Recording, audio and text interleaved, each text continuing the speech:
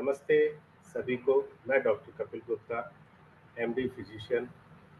आज अपन pedal edema और CKD कारण, लक्षण और उपचार के बारे में डिस्कस करेंगे।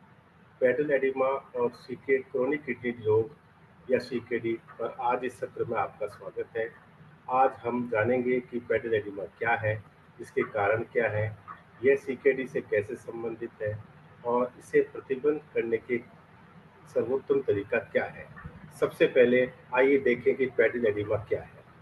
पेडल एडिमा एक ऐसी स्थिति है जिसमें टांगों के नीचे हिस्से और पैरों में अतिरिक्त तरल पदार्थ जमा हो जाता है, जिससे उसमें सूजन आ जाती है।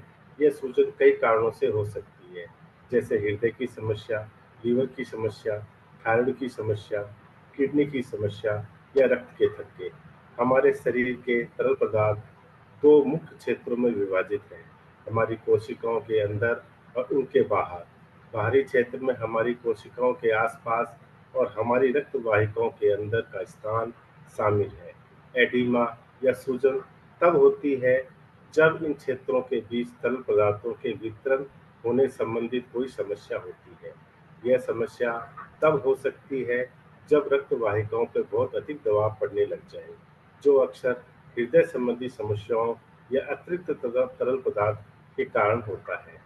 जब यह तब भी हो सकता है जब रक्त में एल्बुमिन जैसे पर्याप्त प्रोटीन ना हो, जो वाहिकाओं में तरल पदार्थ बनाए रखने में मदद करते हैं।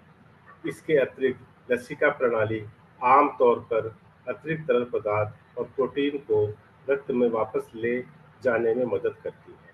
लेकिन यह प्रणाली ठीक से काम नहीं कर रही तो तरल पदार्थ जमा हो सकते हैं और सूजन पैदा हो सकता है। किडनी शरीर के द्रव संतुलन और विनिमय करने की महत्वपूर्ण भूमिका निभाती है। गुर्दे यानी किडनी अपशिष्ट को हटाने और तरल पदार्थ को नियंत्रण करने में मदद करते हैं। जब वे ठीक से काम नहीं करते तो तरल पदार्थ जमा हो सकता है, जिसमें एडिमा हो सकता है, जैसे कि सीकेडी, एकेआई और नेफ्रोटिक सिंड्रोम में देखा जाता है। एडिमा सीकेडी के प्रमुख लक्षणों में से एक है। आइए देखें चिकित्सक एडिमा निदान के बारे में क्या सोचते हैं। सबसे पहले जोखिम कारकों और दिल की विफलता, गुर्दे की बीमारी, थायराइड विकारों जैसी अंतर्निहित स्थितियों के विस्तृत इतिहास को जानने के बाद इसकी पहचान करने में मदद मिलती है। एडिमा पूरे शरीर में या किसी स्थान विशेष पर हो सकता है।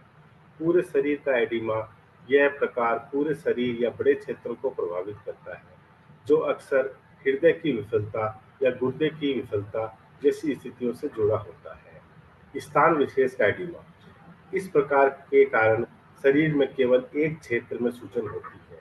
यह अक्सर प्रदाह, अवरुद्ध लसिका द्रव प्रवाह और नसों में रक्त वाहन प्रवाह की समस्याओं के कारण होता है। शरीर परीक्षण के दौरान चिकित्सक निम्नलिखित तलाश करते हैं। पीडल एडिमा, दबाव के बाद इंडक्शन, दिल की विफलता या नेफ्रोटिक सिंड्रोम का संकेत देता है। पीडल से इतर एडिमा, लसिका रुकावट या हाइपोथायरॉयडिज्म का संकेत देता है। गुर्दे की बीमारी के मामले में निम्नलिखित प्रयोगशाला परीक्षण और इमेजिंग सहायक होते हैं। सीबीसी, गुर्दे के कार्य संबंधित परीक्षण, सीरम क्रिएटिनिन सहित, यूरिनालिसिस, मूत्र माइक्रोएल्बुमिनुरिया, मूत्र एल्बुम क्रिएटिनिन अनुपात, साथ में पेट की श्रोणि प्रदेश का अल्ट्रासाउंड। संपूर्ण इतिहास और शारीरिक परीक्षण महत्वपूर्ण है।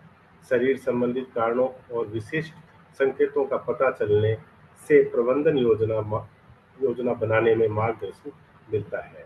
यह एडिमा के प्रबंधन की बात आती है। जब एडिमा के प्रबंधन की बात आती है तो दृष्टिकोण इस पर निर्भर करता है कि कारण स्थान विशेष है या पूरे शरीर का है।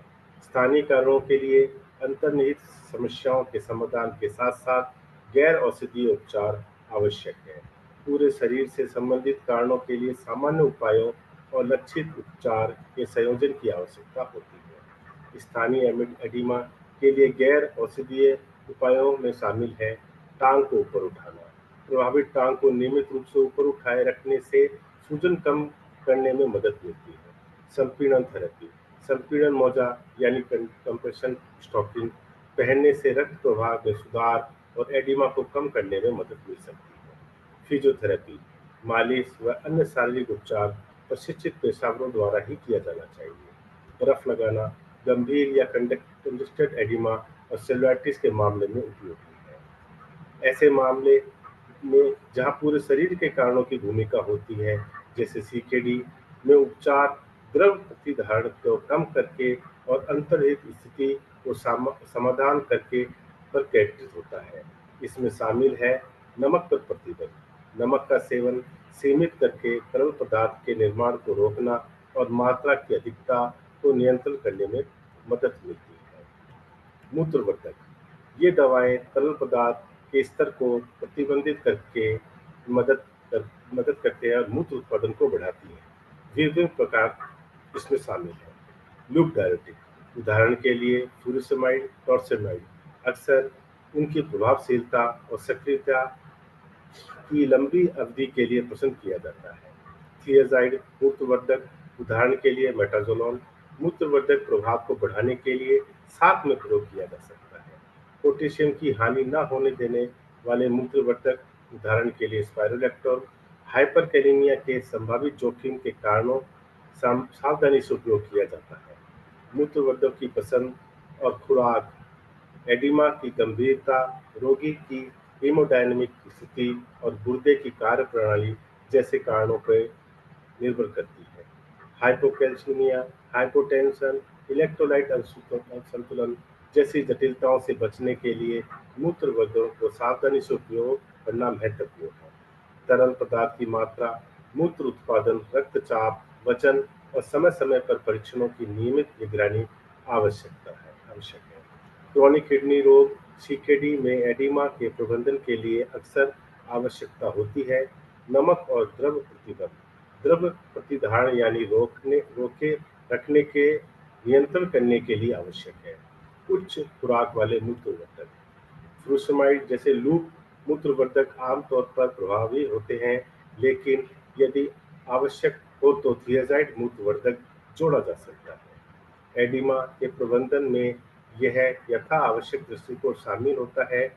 स्थानीय कारणों के लिए गैर औषधि तरीका महत्वपूर्ण है और पूरे शरीर संबंधी कारणों के लिए आहार संयोजन, मूत्रवर्धक और गहन निगरानी की आवश्यकता होती है। रोगी को समझाया जाना महत्वपूर्ण है। स्थिति को समझना, उपचार योजना का पालन करना और जीवन शैली में बदलाव करके से परिणामों में सुधार हो सकता है। शीघ्र पहचान और प्रभावी लक्षण प्रबंधन जटिलताओं को रोकने में मदद करते हैं।